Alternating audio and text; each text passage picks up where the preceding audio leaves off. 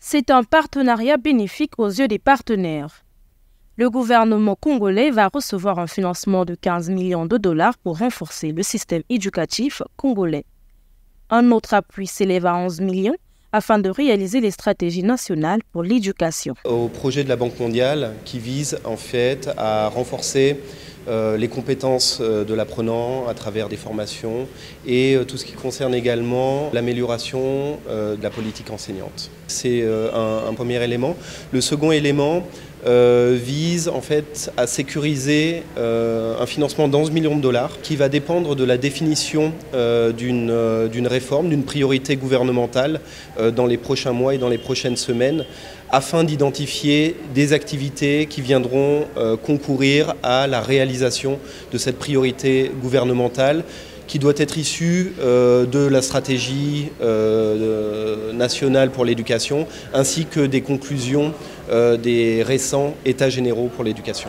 La formation des enseignants reste une préoccupation et le partenariat mondial pour l'éducation ont formé 600 bénévoles après la formation des premiers bénévoles. La question des bénévoles est une question prioritaire.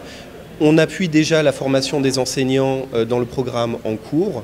Il y a déjà eu une formation de 600 enseignants et une autre formation de 600 enseignants est attendue dans le courant du mois d'avril. Les prochains financements vont viser également le renforcement et la formation des enseignants et l'accompagnement de leur prise en charge par l'État. Les différents partenaires s'accordent sur les axes qui sous-entendent l'amélioration du système éducatif congolais.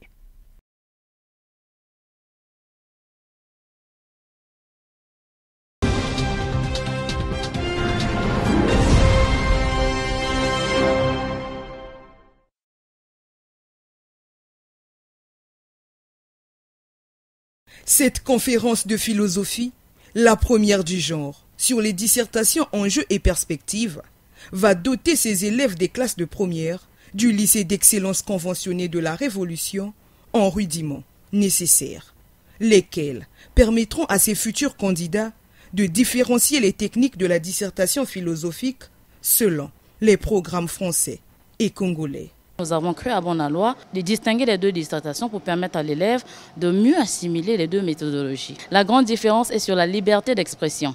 C'est vrai qu'au système français, on a plus de liberté. L'apprenant a cette facilité-là de raisonner par lui-même, d'établir une démarche méthodologique, c'est vrai, progressive, personnelle, mais par rapport à la démarche du système congolais, elle est plus fermée. Cette rencontre fait suite au constat des professeurs lors des évaluations mensuelles qui ont montré quelques insuffisances des élèves dans la pratique de cet exercice. Certains apprenants ont eu des lacunes, notamment dans les exercices au programme et au bac. Dans la pédagogie, il y a eu un certain nombre de choses qu'il fallait repréciser.